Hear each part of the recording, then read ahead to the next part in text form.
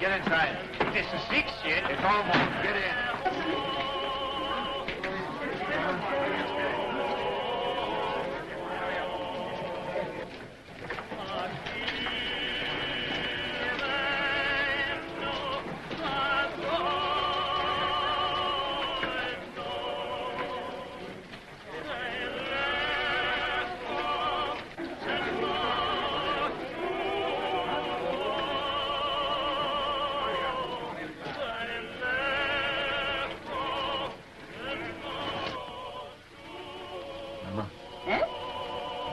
Locking up time. The money hasn't come yet. It's a long road from Hamburg. It'll be here in the morning. Yes, but if anything should happen, all that money, 10,000 gulden. Eh? So much this journey? 7,000 in one lump from Prince Lowenstein's agent, and then all the small sums, 10,000 at least. The roads are dangerous.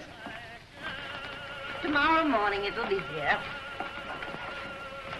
Ah, we should be thankful, Maya. Business is good, eh? Nearly 1,000 gulden since morning. Mama. Eh? That agent. Did you notice him? What? There he sat, sly and smiling, planning to rob this poor old Jew Rothschild. And here I was, so innocent, a little child, a baby, in fact. And there was that fine old clock that his master had sent him to bargain for. Yes. And when at last I let him have it for less money than it cost me, I could see in his eyes how pleased he was that he got the better of this little baby. Sold it under cost? A spat to catch a mackerel, Mama. He thinks he's so clever, and I'm so stupid. Always make them think they're clever.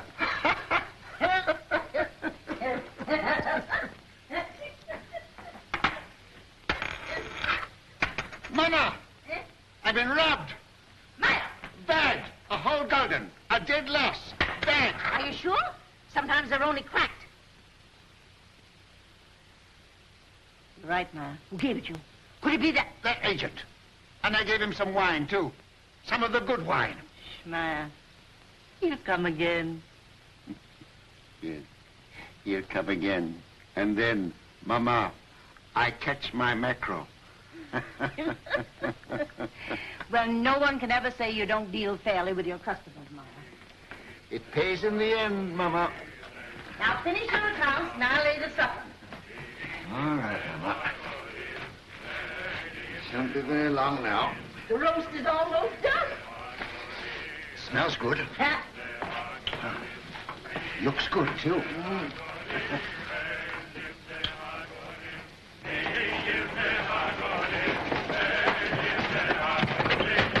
Mama, quick, it's making. Mama, the tax collector. Oh. Papa, the tax collector. He's down the street. Shut the door. The tax collector, boys.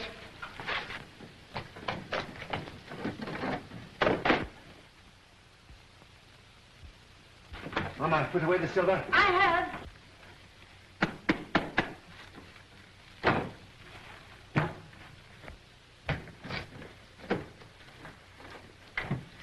Don't forget my account book. Oh, run away. What do you know about it? Everything is in one picture like they're called. Take those hats off. Here, Mama. Yes.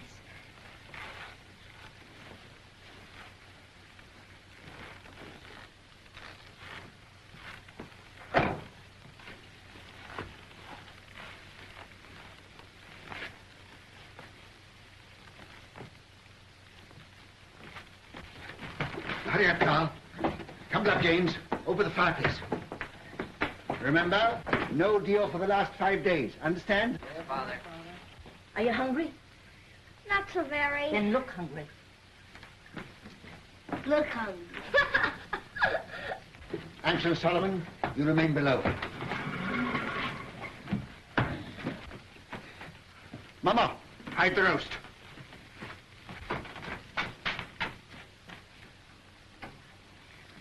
Get off, Dick.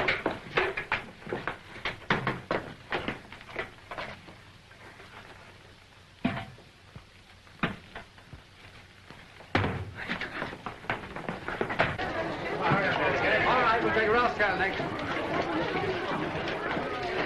Mama, take your sewing. Sit there. Nathan, by me. Nathan, take your hands out of your pockets. Open up, Jew.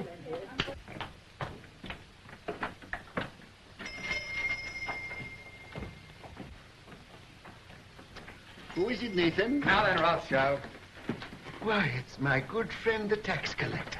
bring out your account book. Certainly, sir. Here it is. I was just looking over it. Things are very bad. I was saying to my poor wife, Gudula, this is our friend, the tax collector. Never have I known such a bad month. No. For 5 days, not one gulden have I seen. Customers come, yes, but they don't buy. No. And no one's traveling these days, so my exchange business is worse than nothing. I shall soon starve. Starve, eh? Huh. Something smells good. One of our neighbors must be having a roast. Close the window, Mama. What do you take me for? Now bring out the real books. Real books? Why, Excellency, I don't understand what you mean. Rothschild, you're doing more business than any Jew in Jew Street. You're going to pay 20,000 gulden. 20,000? Oh. Why, a council of the big merchants in the city doesn't pay as much as that. That's another matter. He's outside the ghetto. Oh. He's not a Jew. Oh, if you were going to kill me this instant, I could barely raise 1,000 gulden. Upstairs. That's the house. Pull the beds apart.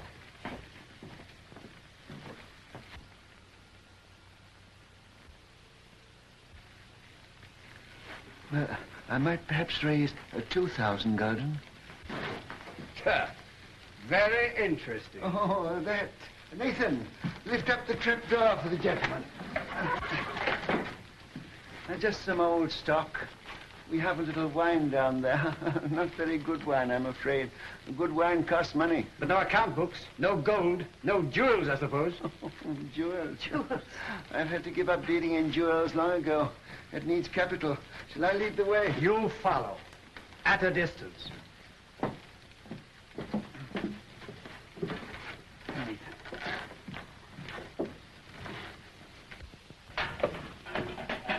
Stand up, Jew boys.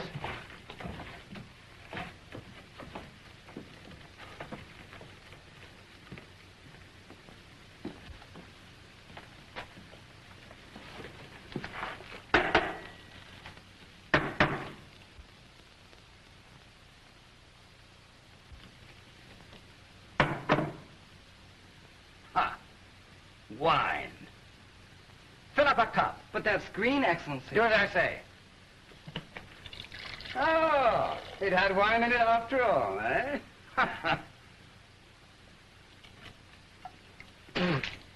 Slop. Yes, sir. That's what we drink. Ah. But there's some here that Father keeps for his special customers. Won't Your Excellency try it?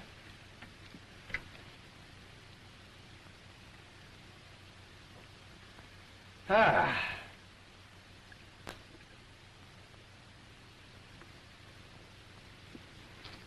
Ha. You old fox. It's good. Your Excellency does us honor. Rothschild, apparently you've been telling me the truth. So do you know what I'm going to do? No, Excellency. I'm going to charge you 20,000 gulden just the same. But I can't do it. There's not that much money in the whole ghetto. Rothschild, you'd like to pay only 2,000 gulden again, wouldn't you? Yes, Excellency.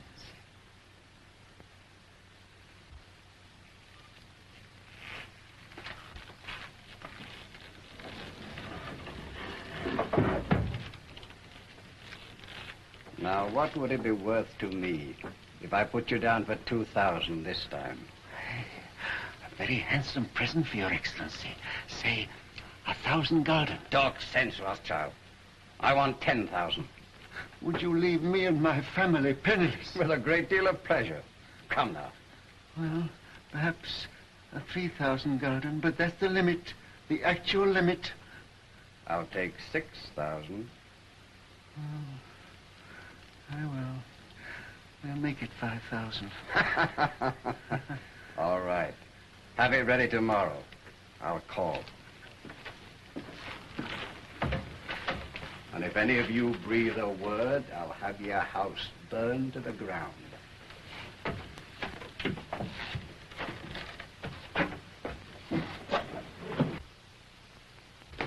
Boys, you did well. Nathan, you're a smart lad. That wine, Mama, you should have seen him. And after all, a 5,000 gulden isn't as bad as it might have been. No. But it is bad to have to pay away 5,000 gulden. Not as bad as having to pay away 20,000, Father. 6 o'clock, all Jews inside. That way all night. Come on, let's get out of this ghetto. What? Shall I go after him? I'll let him go. Mr. Rothschild! Mr. Rothschild! What's the matter? What's happened? The man who was bringing your money from Hamburg has been waylaid by the tax agents outside the city. What? They heard he was bringing the money to Jew Street. They might have killed him, but he got away. He got away with the money? No, they got it, Mr. Rothschild. They got the money. What? All of it? Yes, all of it. You hear that, Mama? You hear that, all of you? 10,000 gulden. Our money that we worked for. Why doesn't the Almighty strike them dead? Papa, don't get excited. It's bad for you. Now listen, you are young. Your lives are before you. You've got to fight. Fight for yourselves. Fight for our people. Mama, I have to cheat the tax collector before my own children. Do you think I want to do that? I live honestly. I trade honestly. I want to be honest with them. But they won't let us. We are Jews, taxed to death. Forbidden to learn a trade, forbidden to own land. They keep us in chains. They send men here to rob us. So work and strive for money. Money is power. Money is the only weapon that the Jew has to defend himself with. Oh, Mama!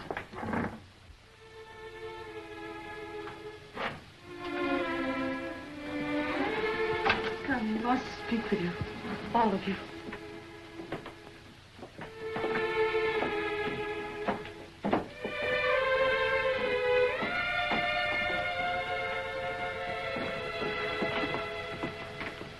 We're here, Papa. All of us. My sons, when I go, I leave you in your mama's care.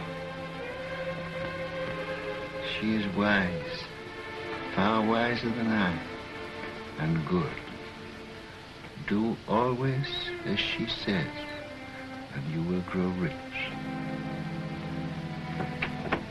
Come closer.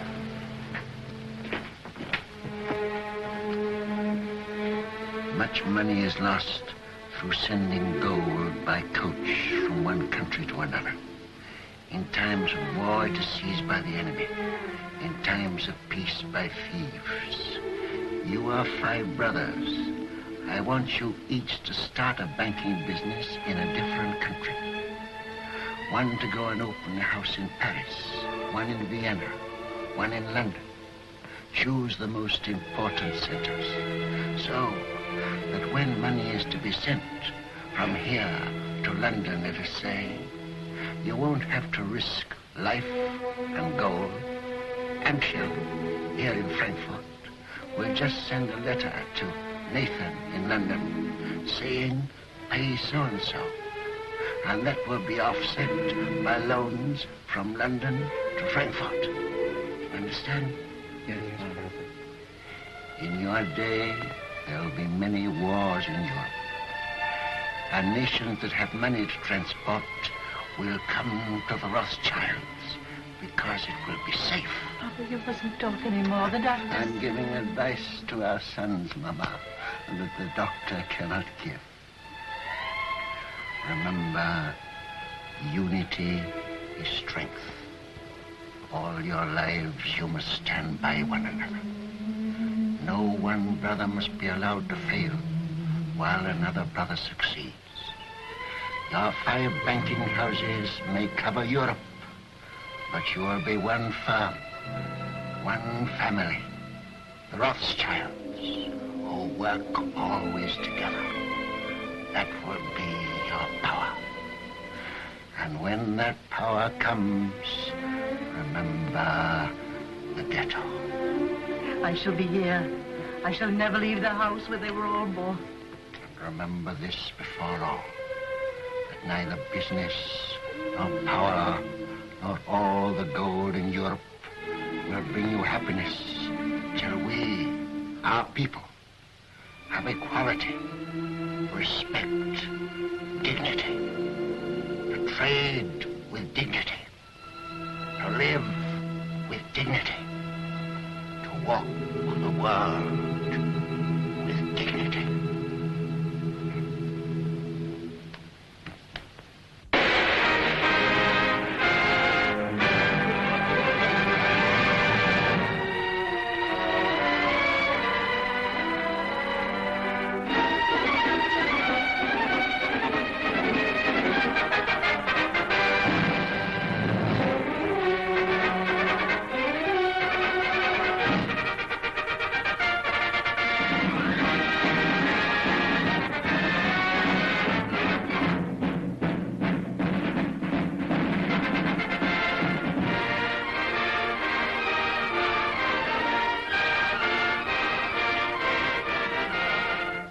If Napoleon is to be beaten in the East, we must have 15 million florins immediately, and more later.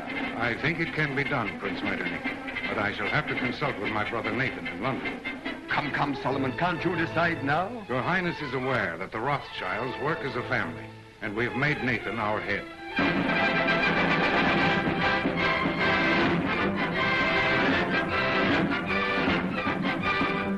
The Rothschild. There can be no peace in Europe as long as Napoleon controls Italy. 16 million ducats as soon as possible. If your Highness will keep the utmost secrecy, I will endeavor to obtain the consent of my brothers.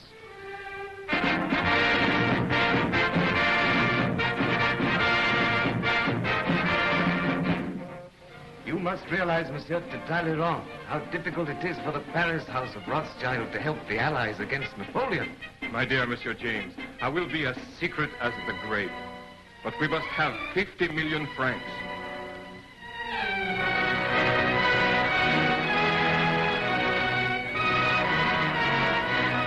Your visit honors our house, Count Ladrums.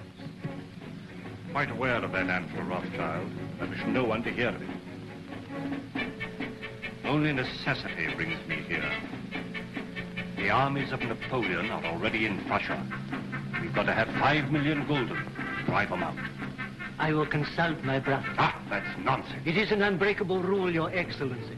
The House of Rothschild never participates in a deal of this importance without the approval of all the partners. When that is impossible, my brother Nathan in London is permitted to make a decision.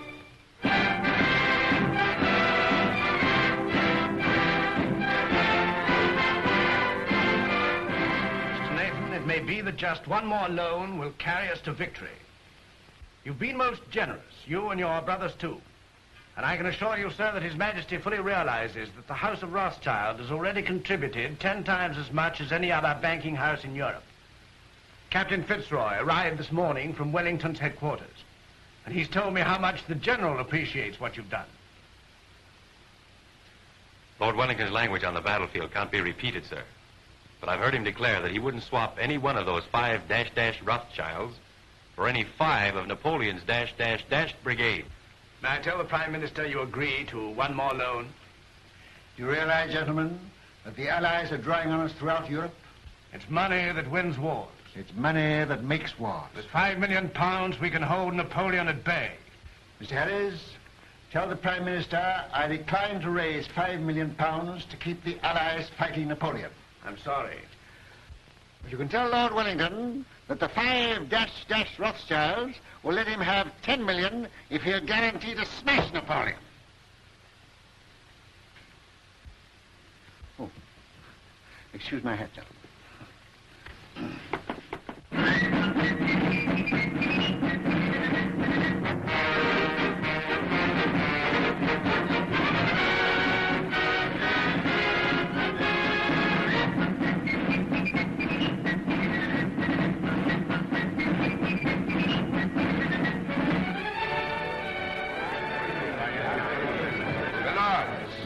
Gentlemen, once more England is indebted to her greatest soldier. It is my privilege as Prime Minister to thank him on behalf of England for his glorious achievement. We rejoice at your safe return. My lords and gentlemen, charge your glasses. I give you a toast. His Grace, the Duke of Wellington.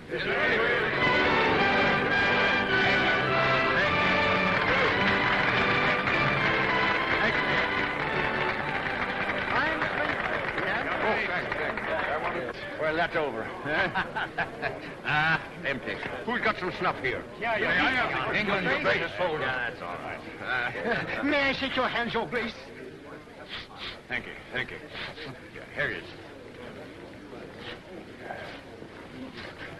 Why wasn't Rothschild here? Now, some feeling. Wasn't he asked? Well, no, Your Grace. Some of these people... Wasn't the man who paid for these dash wars important enough? It wasn't a question of importance. Well, if he can't come here, I suppose we can still go there. Get Fitz. Yes, sir. Just as soon as I can get away, we're going to call on Nathan Rothschild. He ought to have been here. Dash light, I call it. More snuff. You know where the old boy lives? Very well indeed, sir. Oh, you young blackguard. I'd forgotten about that daughter of his.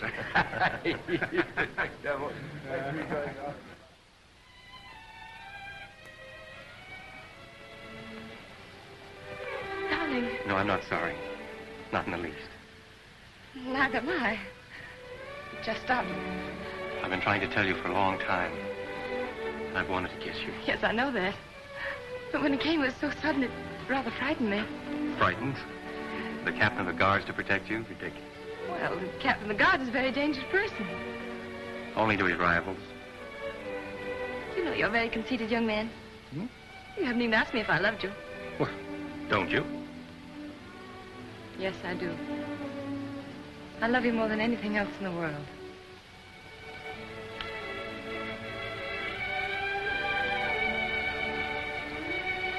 And then tonight, after I tuck the Duke into bed, I'll call on your father. My speech to him is all ready. I've rehearsed it not less than 1,000 times.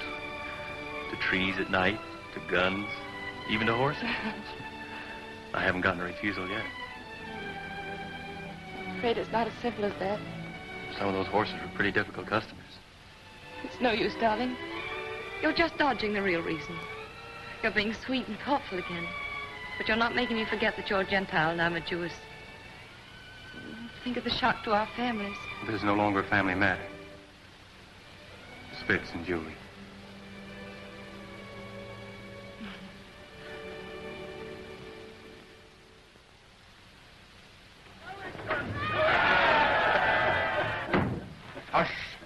Hush.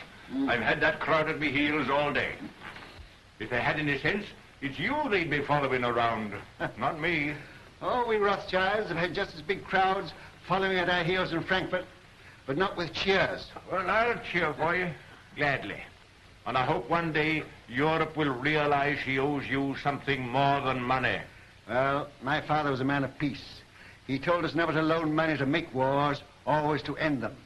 And that's been our principle. Everybody knows that and respects you for it. No, Your Grace, they don't know it, and they don't respect us. Our bankers are jealous of us. The man in the street thinks we're just Sherlocks, and Europe hides its head for shame because it borrows from the Jews. I suppose you know it's that Prussian fellow, Count Lederans, that's responsible for that rot? I know. He hates me and all my race. He's a proper jackass, Rothschild, and he ought to be hanged. I must admit that the same happy thought has occurred to me more than once. You know, it's a danger having a man like that in authority. Always making enemies. Well, that's a danger, as they may need us again. What do you mean? Well, perhaps we're not out of the woods yet. Why, Napoleon's scotched. Napoleon's in exile, but he's not dead. As good as dead, Rothschild. As good as dead. Ah, perhaps. Another brandy, Your Grace. I've often thought it would have saved a lot of trouble if Napoleon had been born an Englishman. Oh. Where would I be then? Why, his commanding officer, of course. Oh, thank you. Sound brandy you've got here, Rothschild. To the peace of Europe. Well, I'm a soldier, but I'll drink to that. I see, Rothschild. A little secret. Mind you, I oughtn't to tell you this, but I just heard this morning that they are going to float a dash big loan to put France on her feet. An enormous loan. The biggest thing ever issued. Yes? Well, they've got to do something. France has had 20 years of war and the whole country's torn up. But now they've got peace. They're going to get together, the 5 allied powers, and help her out. And the banking house that floats this loan will at once become the most powerful in Europe. Its prestige will be enormous. That's it. Now's your chance. Your Grace, I can't sufficient to thank you for this information. Mind you, it's a dash dark secret. But it serves the chuckleheads right for telling me. They ought to know by now I can't keep a secret. Send a message to Mr. Roth and ask him to come to me here at once. Yes, sir. We'll drink to the house that floats the new French loan. To the house of Rothschild. And its greatest member. Huh. Ah, there you are. Miss Julie. Your Grace? Mrs. Rothschild, you've got to watch this young rooster. I'm beginning to understand now why you were always asking for leave to return to London. Now that you do understand, I trust you'll let him come more often. It's against the regulation. Oh. I only saw Julie 5 times, sir. And once when you sent him the dispatches to the Prime Minister, Julie was waiting for him at the corner of Downing Street. That, I hope, isn't against the regulations, Your Grace. Not if he didn't speak to you. We didn't think you knew about that, Nathan. Ah. I'm afraid it's time to go, Your Grace. All right. You can't fox this man. He's a magician. There's no question about that. Oh, I see, Rothschild. I've been told you knew about Napoleon's abdication 2 days before the War Office did. Is that true? Yes, but then the War Office never knows anything for 2 days after everybody else knows it. Yes, and then they take 2 more days thinking it over. But how did you do it? They say Indians get things by putting their ears to the ground, but you are not an Indian, are you? No, just plain Jerusalem, with a heart of gold. Ah. Well, I know something about sending dispatches. My man Fitzroy here is the best at that. But if I had 20 Fitzes, I couldn't do it in that time. You knew about Napoleon's abdication almost as soon as it happened. How the deuce did you do it? A little bird whispered in my ear. Oh, you don't intend to tell me, eh? Well, I don't blame you. Fitz, we'd better go before he makes us disappear like rabbits in a hat. Mrs. Rothschild, you've a charming home. And a charming daughter. Your Grace. I hope that dash crowd's gone. Ah, thank you. Are they still there? Oh. And this is the man who faced the Grand Army. Hush, here, Fitzroy. Yes, sir.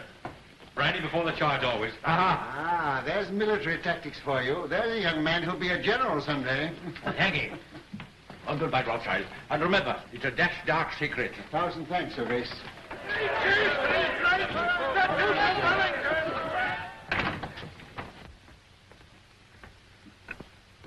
There he goes, longing for the peace and the quiet of the battlefield. Yes, sir. Mom, I ought to be very happy, but I'm not quite. What is it, dear? Fitz says it's nobody's business but ours, just his and mine. But it's his wretched family I'm thinking of. You know, Mother, nearly all of his aunts are duchesses and countesses, and oh, I'm so afraid they'll turn up their noses. He doesn't object to our money, I hope. No, he says he's willing to overlook that. Oh, I'm glad to hear that. Father, please don't think of Fitz like that. Please don't. You're hurting her, Nathan. Isn't that rather cruel? Oh, no, it's my fault. I never told Father I really cared as much as I do. And you didn't either of you think I knew. We businessmen are not supposed to notice unimportant things like daughters and wives. You should know better than that, Hannah. Well, I knew she loved him, but we thought we'd tell you when you got to know him better. Julie, you know the tradition of our family. A Rothschild to marry a Rothschild. But I wasn't a Rothschild, Nathan. No, but you were Hannah. And you were one of our race. That's what frightens me, Mom. These dreadful prejudices. Could we bear it? Could Fitz bear it? I won't pretend, Julie, that I wouldn't rather you married one of your own people. It's a cruel barrier. Yes. But the world's changed a bit, especially in England. There's no Jew Street here. And they're lifting other chains from us, too. So, perhaps... Oh, no. No, don't say perhaps. Say yes. What do you think, Hannah? I think girls should be allowed to make their own choice. Ah, I'm not sure that I agree with you. Oh, but this girl, Father. Well, it's about the first time that I've known a Rothschild to make a bad bargain. You are a Rothschild. And the Duke of Wellington has told me that the Rothschilds did a great deal for Europe during the war. Now, what have your Fitzroys done? Nothing. Beyond repeatedly getting leave of absence from duty and showing an unaccountable interest in orchids. And a remarkable taste in women. That doesn't show strength of character. Any fool could fall in love with you. Oh, but not any fool could get your consent. He hasn't tried But yet. he will. And when he does, you'll see him. Oh, you darling. Here's Rose looking positively shocked. Don't go, Julie. Oh, but I must. I'm engaged. Where are you going, Julie? I'm going out to the orchid house. Look at the orchids. Roth, I sent for you because I have tremendous news.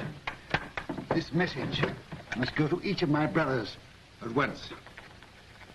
By what His Grace calls our magic. Great news. Yes, indeed.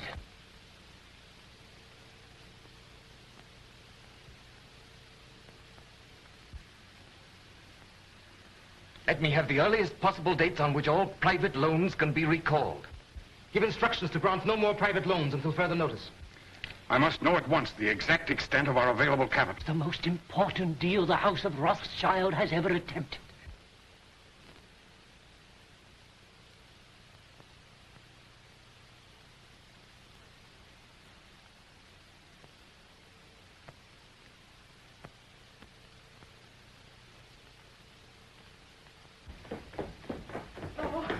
Let me look at you. Oh, you really look so very nice. I'm sure I don't know how they could refuse you anything you asked. I'm not depending entirely on my profile.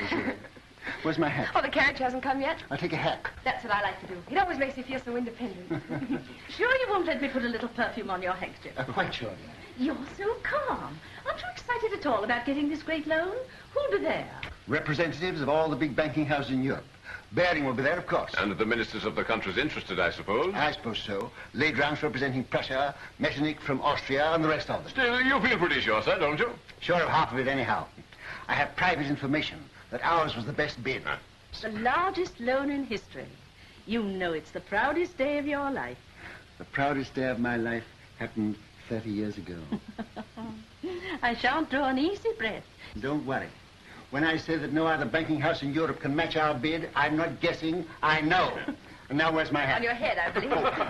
Where it should be. Where it shouldn't be in a lady's presence. I beg your pardon. To Downing Street and victory. Goodbye.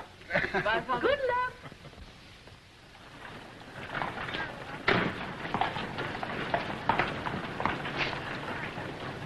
Thank you, sir.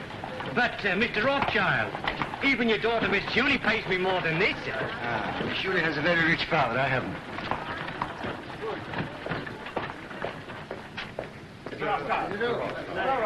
Mr. Gameler. Mr. Rothschild. How do you do? Very well, sir. How are you, Rothschild? Hello, Hope.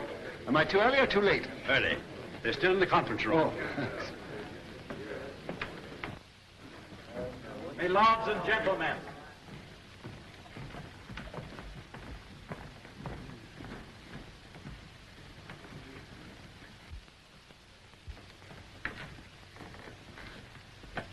Your hat.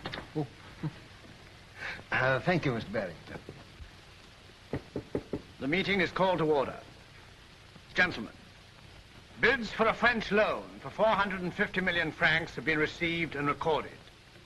Offers to take all or a part of the issue of bonds, the greatest single issue in the history of European finance, were received from the following banking houses. J. Lafitte and Company, Paris. Gay Moulin, Vienna. Hope, London. Bertrand de Lis, Madrid. Baring and Company, London. It is the decision of the conference that the highest authoritative bid is that of Baring and Company, London. They will be awarded 3/4 of the issue at 71. There being no further... But you're mistaken, Mr. Harris, there is. Mr. Nathan Rothschild. I'm compelled, my lords and gentlemen, to draw your attention to what must certainly be an oversight. I regret to say, Mr. Rothschild, the decision must stand. But my house sent in its bid to take the entire issue, and our price was a point better than Mr. Baring's. Why is that not recorded? Perhaps Count Ledrance would like to explain the situation to Mr. Rothschild.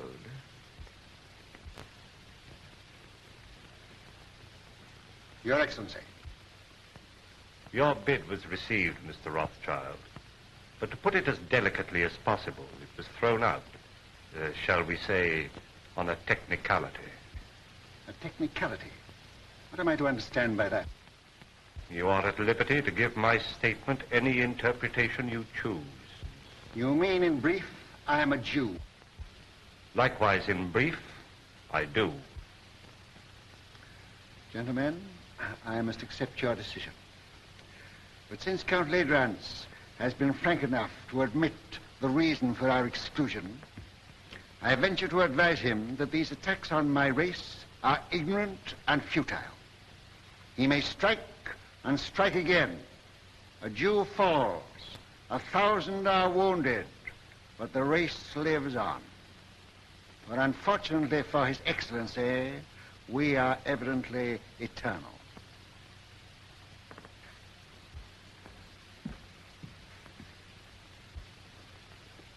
Mr. Harris, you say that Barings take 3/4 of the loan. May I ask who takes the other 1/4? That is being taken up by Count Ledrans, Prince Metternich, Count Talleyrand. I see. A family party. Good day, gentlemen. Your luck is out, Mr. Rothschild.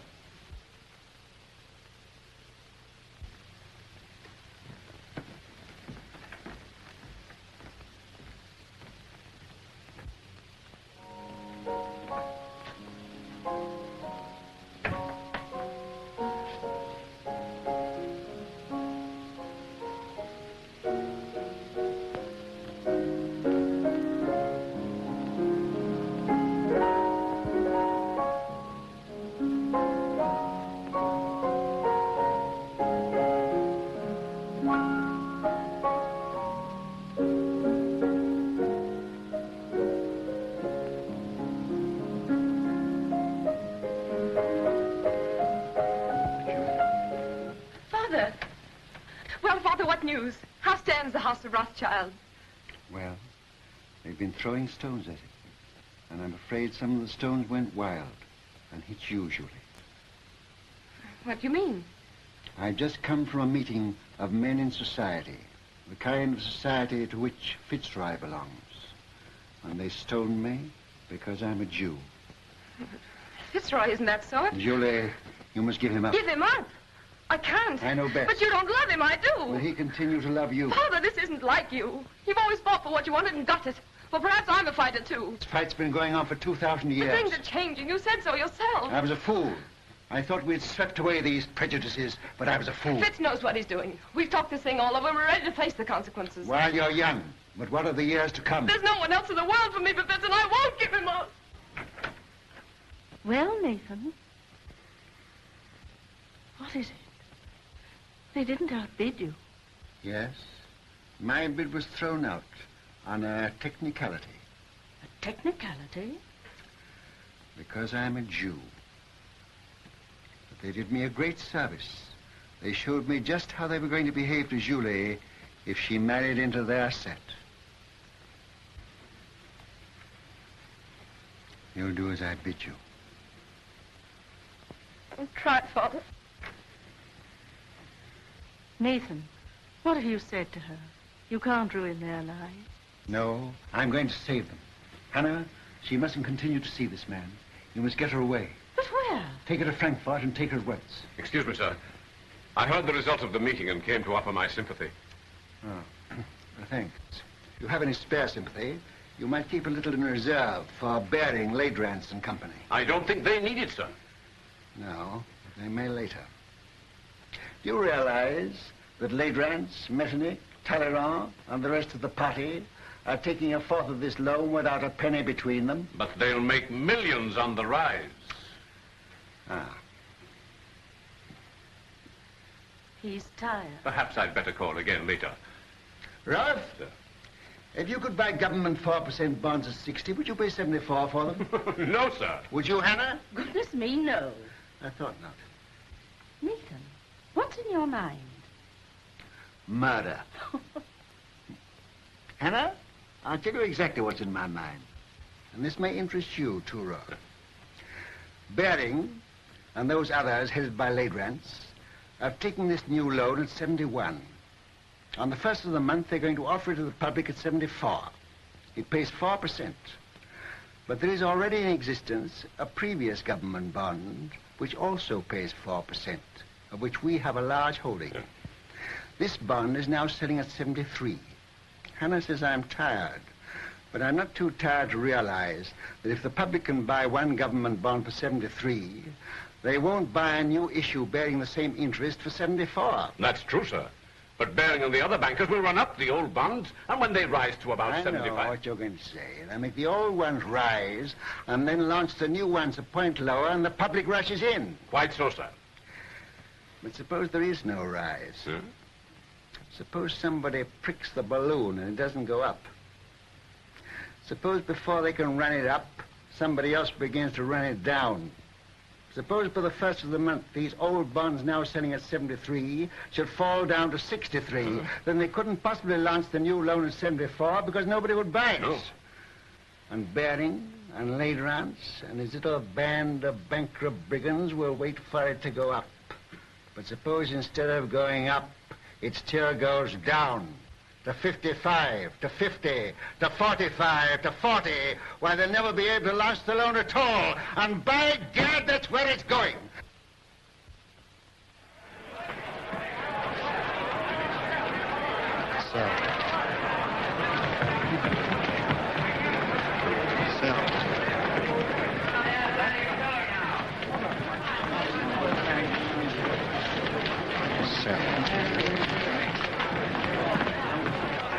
Look at Rothschild. You'd think he was selling apples instead of government bonds. Bonds are now at 53. All right. I'll keep on selling till I tell you to stop. You're creating something like a panic on the exchange, sir. I know. What kind of a flower is this that Hannah gave me this morning? I don't know, sir. Very pretty. It smells nice, too. Mr. Rothschild, do you know what you're doing to the market? What have you heard? My dear fellow, I don't hear things. I just imagine them. You know what kind of a flower this is? No. 52! 52! That means I'm down about 25 million francs. And you the same, Legrand. Can't something be done to stop him, Baring? You're the biggest banker in England. Are we all to be ruined by the gymnastics of a dirty Shylock?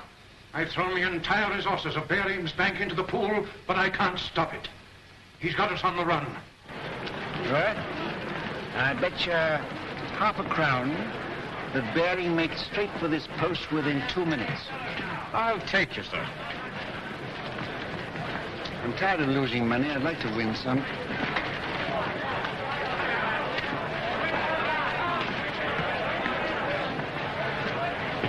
You're a magician, sir. Here he is.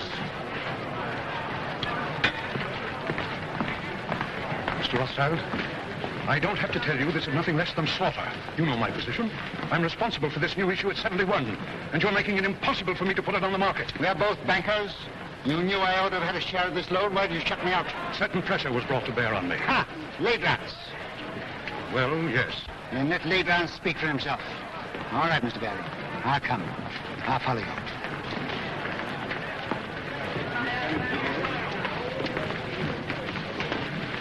About how much has this thing cost us up to now? About £5 million. All right. We'll make 10.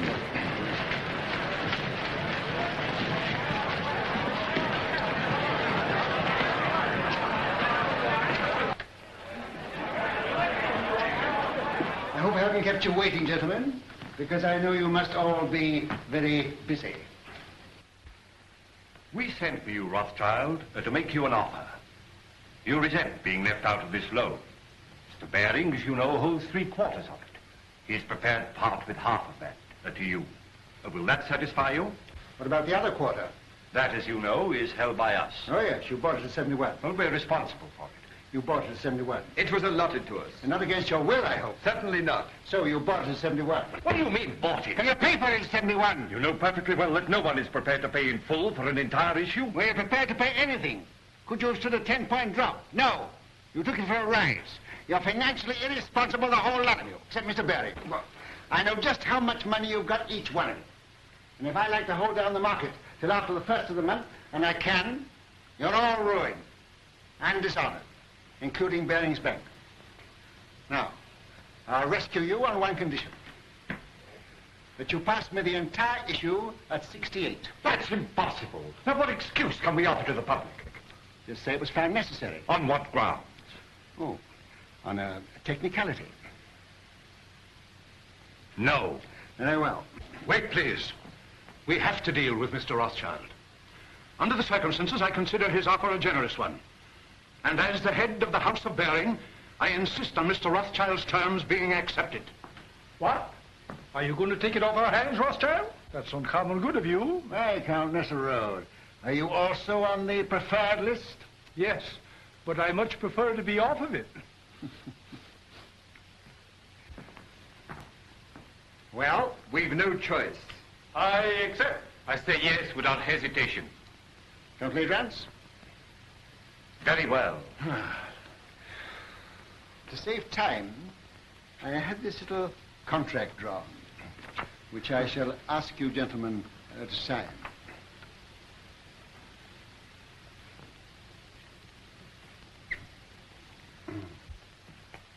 You seem to have been very sure of yourself. I was. Quite. Will you sign first?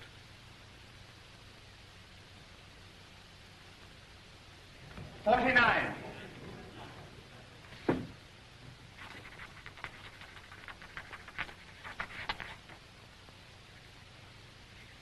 You won your fight with me, Jew.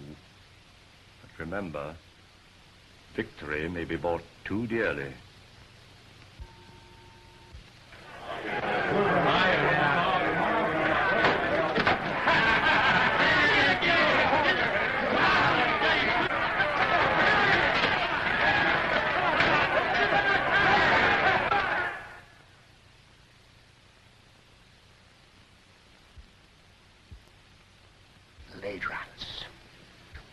What are you going to do, sir? I'm going to Frankfurt. I'll leave within an hour.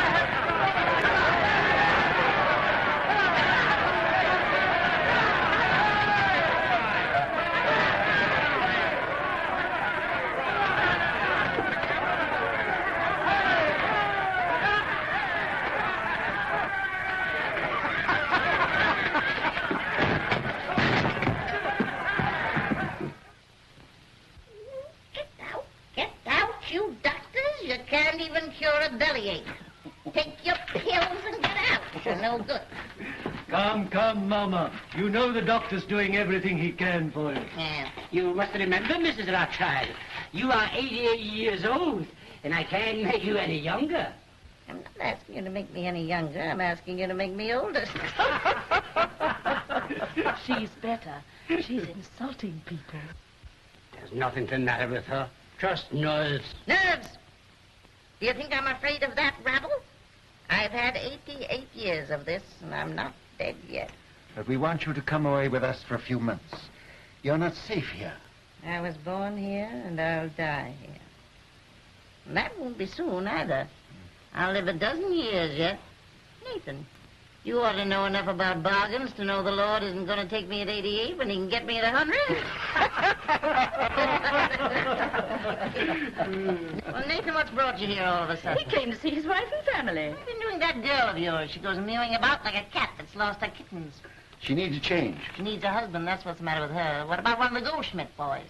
I'm afraid Julie has ideas of her own. Then leave her alone. She's no fool.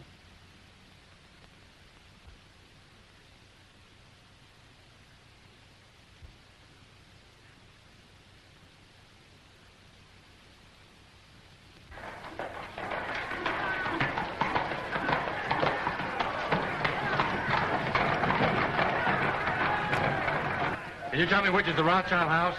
Yeah.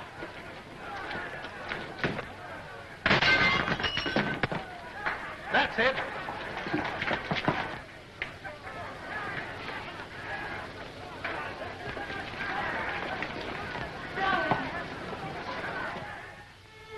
What's the use of our pretending? I don't pretend to Father. He knows exactly how I feel. But you see, darling, he's determined, too. But you know we can't give each other up. Sending you away from me only makes matters worse. Did you tell him you'd give me up? I told him I'd try. I don't seem to be trying very hard, do I?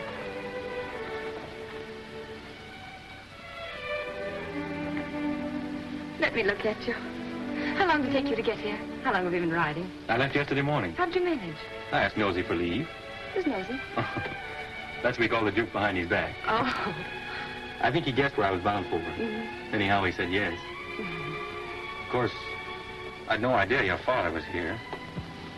No, of course not. What are we going to do? I'm going to see him and have it out. Yes. Oh, darling. Won't you see this through with me somehow? I've got you and I'm going to keep you.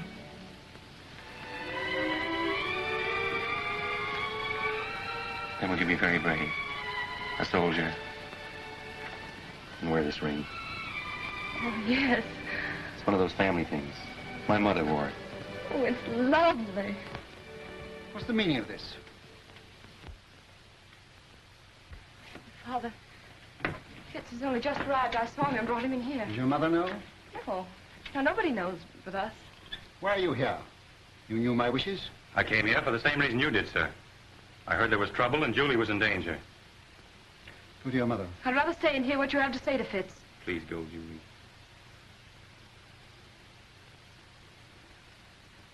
It's no use, Father.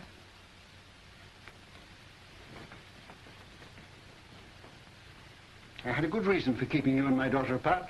I desire that you respect my wishes. If Julie weren't agreeable, I wouldn't be here, sir. But her happiness is involved as well as mine. Unfortunately, we differ as to where her happiness lies. What has changed your attitude toward me, sir? Captain Fitzroy, I doubt whether there's a single man in London today who would suspect me of being a sentimental fool, which apparently I have been. But fortunately, I have a certain amount of common sense, which sometimes comes to my rescue. You'll please understand that your attentions to my daughter are objectionable to me. What is your objection? You're not of our race. That's an objection I think you might have raised a great deal earlier. I was a sentimental fool. Walk through this ghetto. Go into the Jewish quarter of any town in Prussia today, and you'll see men lying dead. Julie's people killed by your people for but one crime, that they were Jews. Now do you understand? I'm sorry, sir, but I still love Julie. Julie is a Rothschild, and she'll not marry without her father's consent. Good day.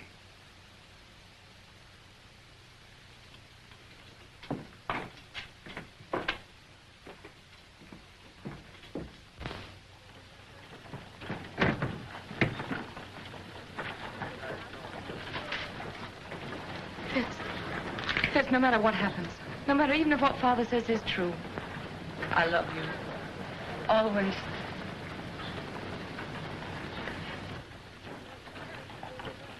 The Jews of Prussia know that this uprising is the direct result of your quarrel with Ladrans, and that has made them bitter against you. Fools, Nathan has done more for the Jews in England than any man who ever lived. England isn't Prussia. Ladrans has his agents everywhere. They spread lies and propaganda. You've got to put the screws on. Money's the only screws we have. And now, with Napoleon in exile, Ladrans and the Allies need us no more. It's queer, isn't it? We fight for the peace of Europe, and with peace, we lose our power. Well, you've got to do something. They burned down the Levy's house last night, and they burned down this one if they dared, but they're afraid of me. You tell all those kings and ministers you feed that if they don't stop this outrage, you'll stop their pocket money. If I thought Ladrans would listen, if I thought I could make him call off his dogs, I'd go to him. But now, don't worry, Nathan, and make yourself sick. The Lord isn't going to desert us. So take a rest. Leave the work to him. If there was only some way you could handle Ladrans. For the sake of our Jewish people, I think you should go to him, Nathan. Grovel at his feet, eh? All right. If you think so, I'll go. He must have his price, and whatever it is, I'll pay it.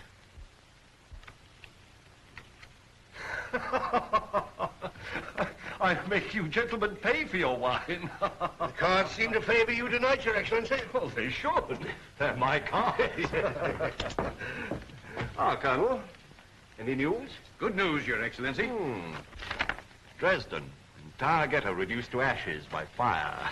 It is estimated that 5,000 Jewish refugees crossed the border into the Netherlands. I dispatched 3 agents to The Hague to stir up the populace there. Frankfurt. The citizens stormed the ghetto and fired 2 houses. A serious pogrom was prevented by the arrival of the civic guard.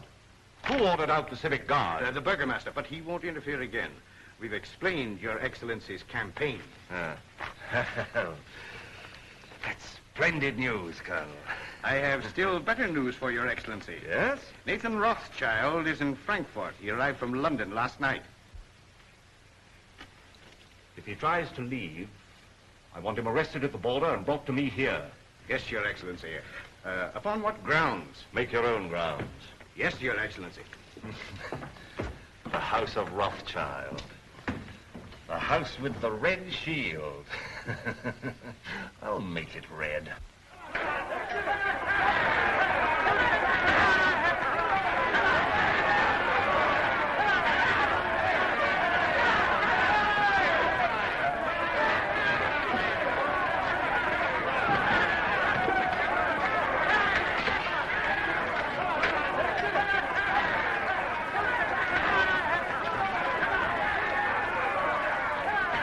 That's him, the one in the heavy coat.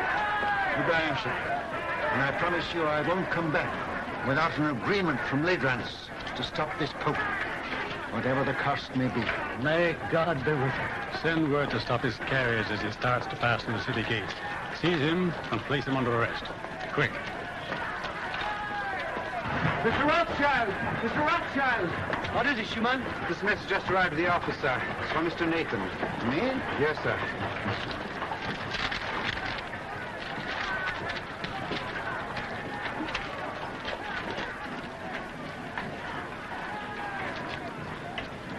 What is it? Napoleon has escaped from Elba. The French are rallying to his banner by thousands. This means war. Another war. Now you can go to Lathams. Now he needs you, and we'll have to see him. No, I won't go to Ladrans. Ladrans will come here to the ghetto. Michael, bring my baggage back. I'm not going. Very well, sir. Of course, Wellington, I'm Prime Minister, but you're the idol of the people. My dear fella, I'm going to retire quietly to the country, surrounded by me dogs and me books and... Yes? For his grace. Ah, for me, eh? Will you excuse me? Yes, yes, yes. Ah! That blasted little Corsican is back. What? Lathams. I gave orders not to be disturbed. It's important, sir. Word has just reached us. Napoleon has escaped and is in France mobilizing his army.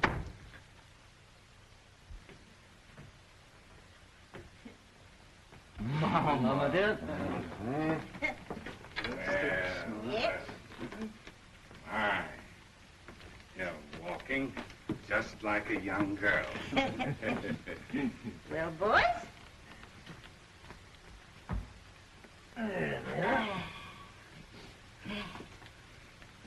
Come here. Let's have another look at you. Well, you're all growing up, aren't you? Nathan, I think you're getting fat. I'm proud of you. All of you. Your father would have been 92 today. Ours is the richest banking house in Europe, and we're still being kicked. It looks as though we haven't played our cards very well, doesn't it? Perhaps we haven't. I'm not criticizing. I think we're open to criticism, Mama. And that's what has brought us all together here today. Oh, is it? I thought you came here to see me. It seems it takes a war and a Jewish pogrom to get us all together nowadays. Now, that's not fair, Mama. You know we Well, always don't let's come. waste time in compliments. What have you come for? James. Nathan, you run the English house, and so you have the sea between you and trouble. But we, Carl and Solomon and Amschel and I, are here in the furnace. I know. And with Napoleon on the map again, our position is intolerable. Napoleon will be in Paris in a week, with the whole army rallying to his banner and deserting Louis. Napoleon's soldiers must be paid, and if he can't borrow money, he'll take it. Has he suggested a loan? Yes. He sent for me as head of the Paris house. I went to see him in Lyon, and he made a definite proposal. Now listen, Nathan, before you give an opinion. We've issued 450 million francs worth of bonds for a government which started packing at the first blast of a bugle. Napoleon guarantees the payment of these bonds down to the last centime, and on future loans he agrees to double the interest offered by his enemies. What have the Allies to offer us? From the simple standpoint of business, we shouldn't hesitate a day longer.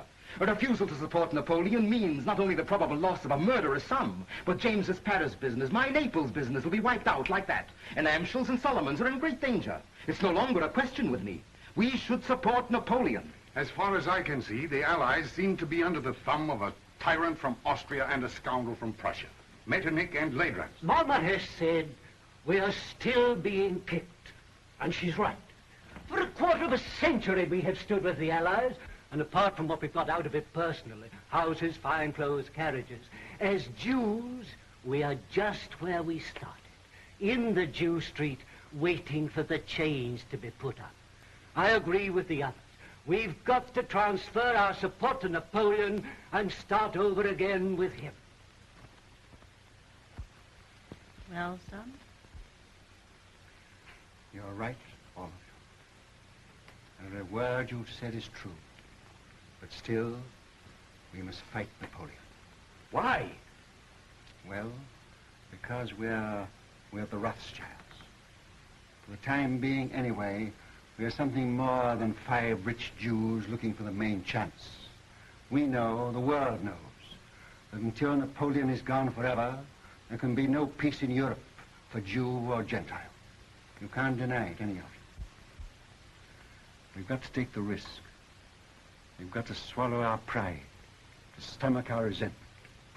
We've got to go against every normal, selfish impulse in us and do what is right for the world. We can go hand in hand with Napoleon and spread this war over years. We can pay for fire and blood till all Europe is a slaughterhouse. And the Jew would stand as a pawnbroker in lives. We can't do it. We must stand as we've always stood. Not for war, but for peace. And if we all go down, we'll go down with honor. We leave no shame anywhere. My son, that is what your father would have said. You're right. I agree.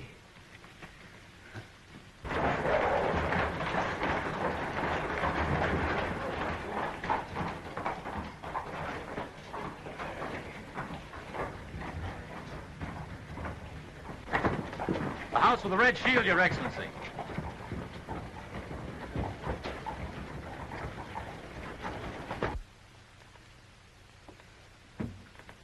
The Philistines are upon us. Who is it? Metternich, Talleyrand, and Leidrans. Who could that be, the tax collector? Something very like it, Mama. Is Mr. Nathan Rothschild here? Your Excellency will enter.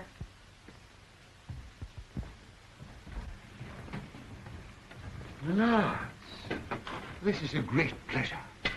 But how did you find your way? The Duke of Wellington was kind enough to supply us with a guide, Captain Fitzroy, who has, I believe, been here before.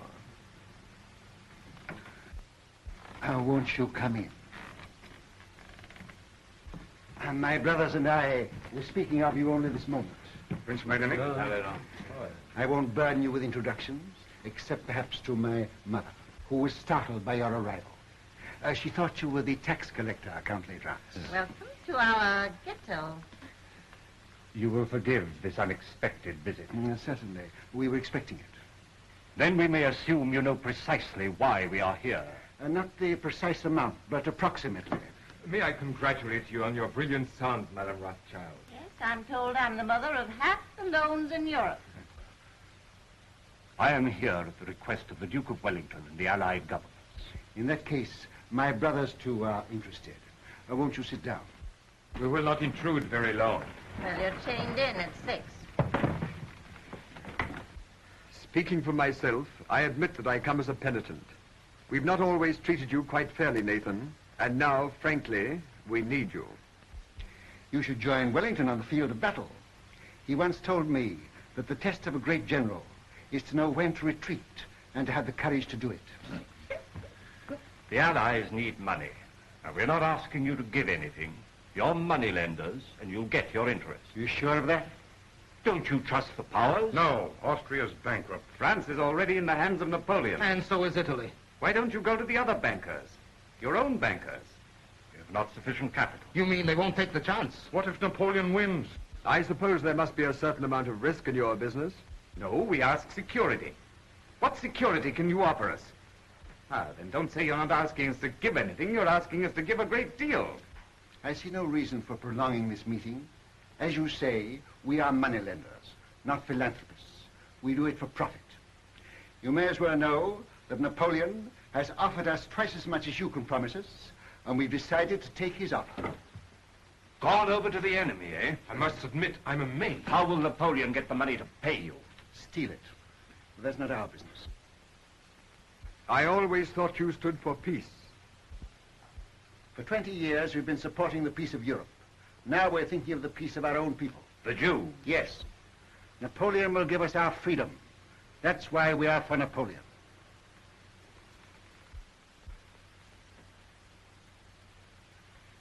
Is that your only reason for deserting the Allies? I resent being cross-questioned by you, Count Ledrans. I think His Excellency was about to make a proposition. Oh.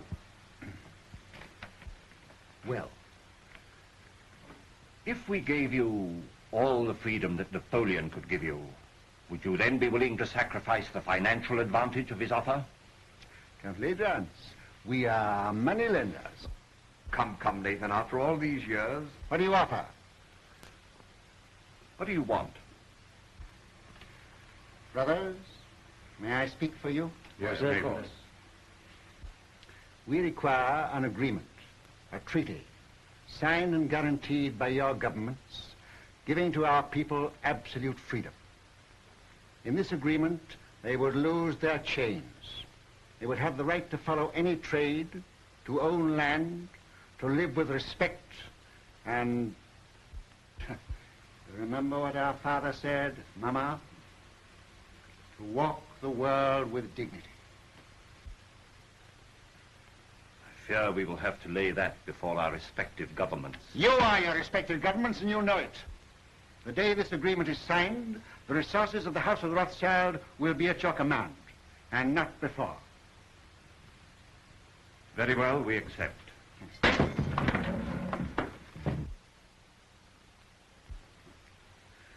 Pray excuse this, my lords. Some Gentile has evidently strayed into our quarter.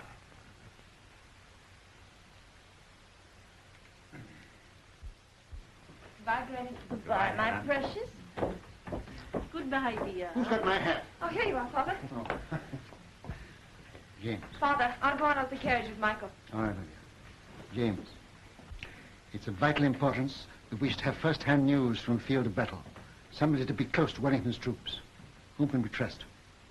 In time of war, nobody. What about you? Will you do it? Yes. And I'll get word to you every day. Of every move they make, the instant they make it, and always by the usual method. Mama? I'll come to the door with you. Oh.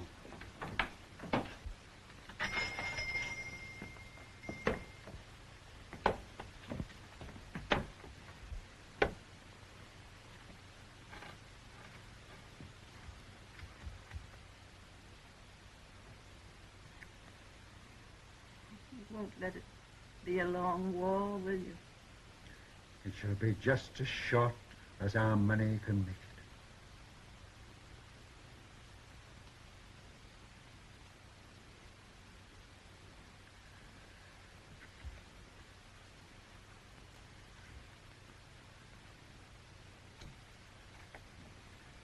Good luck. Goodbye, Mama.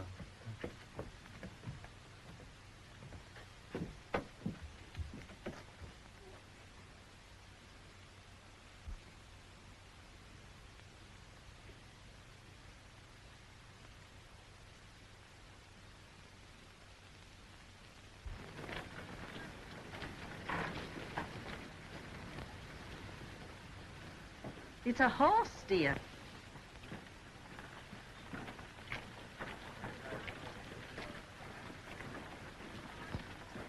This time I'm here by command of the Duke of Wellington, sir.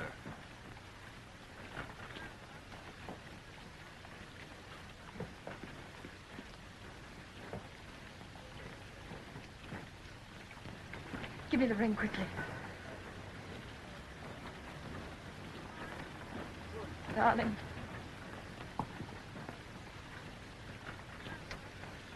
Well, I must say I hope the entire war isn't going to be conducted on this romantic basis.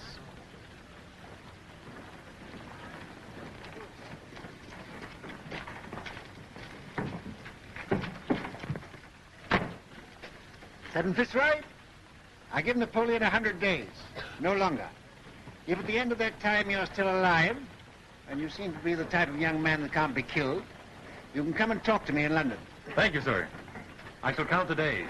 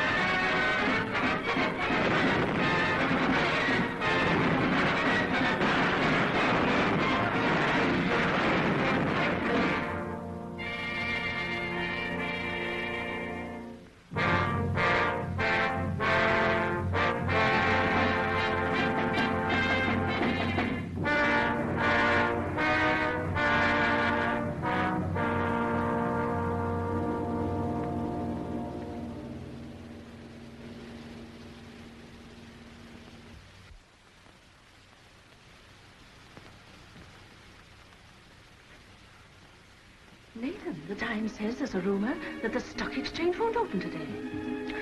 I wish it were true, but it isn't. Hannah, sit down. When people become rich, very rich, they have grave responsibilities. I know. I mean moral responsibilities that come with money that poor people never know. Yes? Could you bear to be poor? Really poor? I'm asking you now because tonight may be too late. Tell me what you mean. I'm buying on the stock exchange when everyone else is selling. I'm risking everything we have to save the credit of England. I'm sticking to the bargain I made.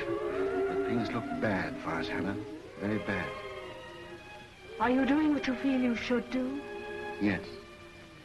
Do what you think is right. And if you fail, I'll love you all the more.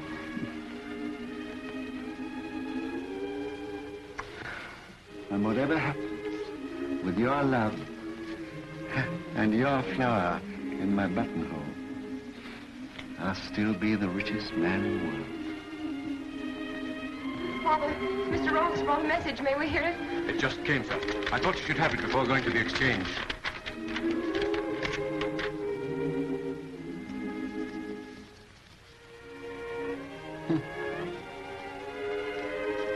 Napoleon has thrown entire Grand Army against Wellington. James. Worse and worse.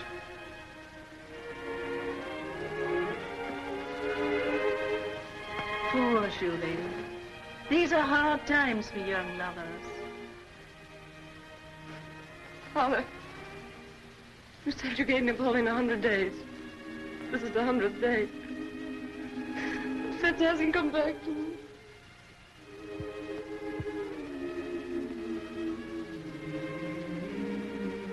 Remember, I'm a magician. My day may be over, but I know there's a message of love and hope on its way for you.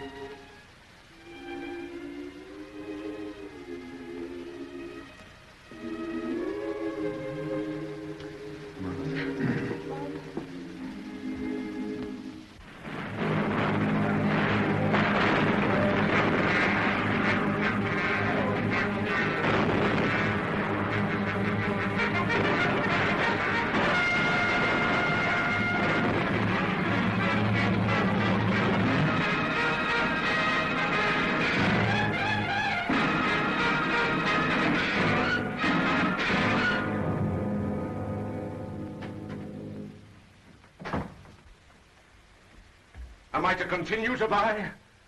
Yes. But it's sheer suicide, sir. Buy. Support the market. But we can't possibly keep it up, sir. How long? It's 2 hours to closing time. Can't hold on for 2 hours. Then stop this insane buying. No. I made a deal with Ledrans and the rest, and I won't go back on my word. Buy till we break. But do you realize, sir, that you're holding more than any man ever held in the history of the stock exchange? We've picked our horse, we'll back it till it drops. But here are messages from your brothers begging you to hold back. You're alone in your judgment. I am blind. Where will Europe be if England is bankrupt? And if I can't hold the market, England's credit is gone. But no one man can hold the nation's credit single-handed, Mr. Rothschild. One man can try. I'm fighting in the only way I can fight, with money. I'm giving all I've got to give for the peace of Europe. And whatever other Englishmen do tomorrow, I buy today. Mr. Rothschild, forgive me, but while rumors reach the exchange that Wellington has been defeated. It can't be true.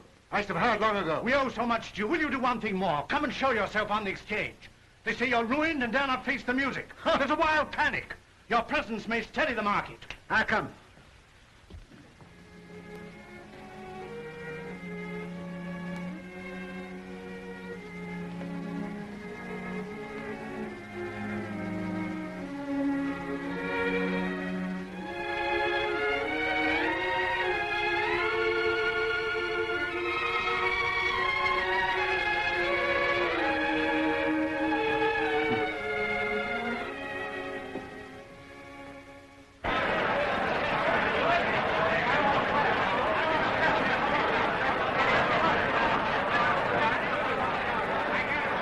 Too late, Mr. Rothschild. You backed the wrong horse this time. Rothschild, you've lost your luck.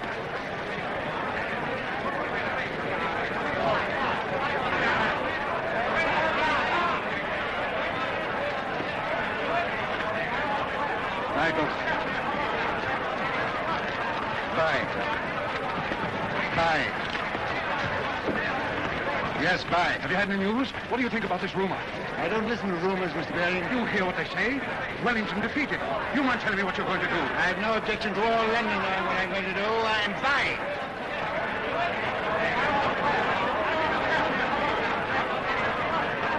Mrs. Rothschild asked me to give you this.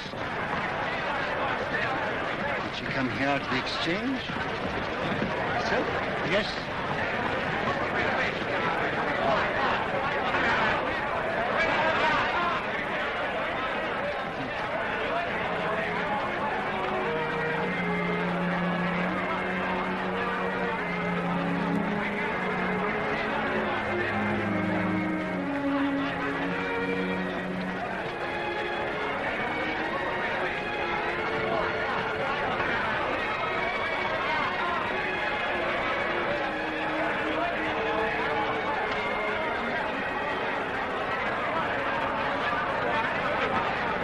Look at Rothschild. Did you ever see such a cold-blooded fish? Puts a flower in his coat as he stands on the scaffold with a rope around his neck. News. Just arrived.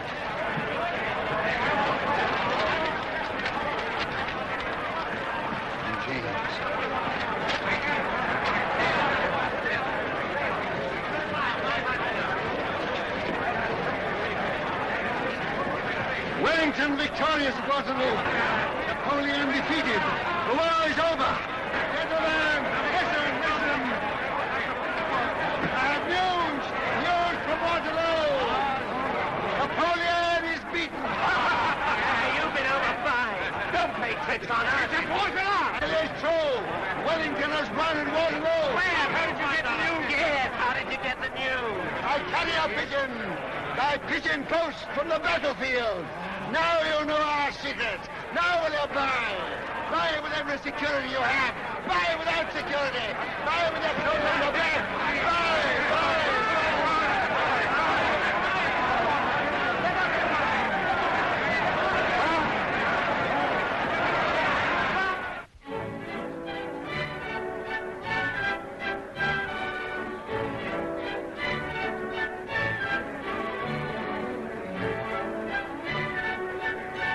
Rothschild, do tell me how it feels to be the richest man in the world.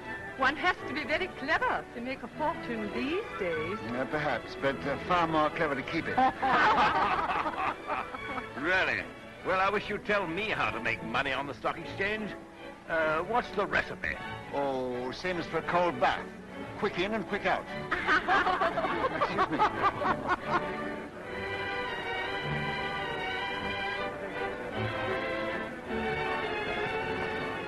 Take your hands out of your pockets. I cannot.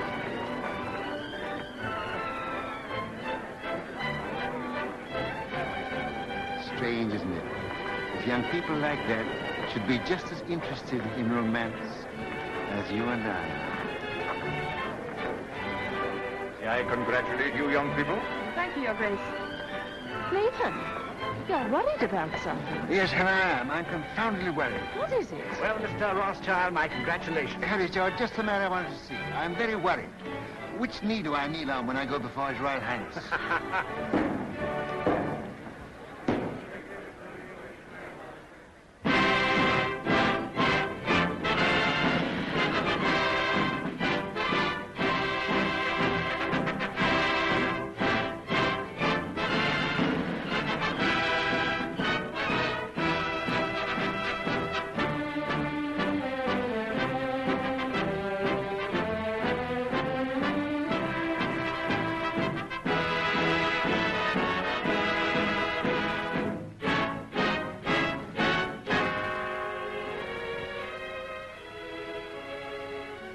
England is deeply grateful to her adopted son, who by his generosity and courage played so large a part in bringing victory and peace to Europe. His loyalty never wavered. His faith in England never faltered. To England, he has brought nothing but honor. And for England, we thank you, Baron Nathan Rothschild.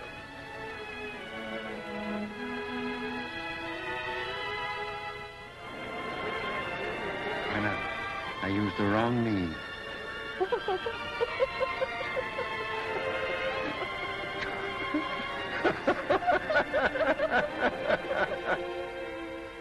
To trade with dignity, to live with dignity, to walk the world with dignity.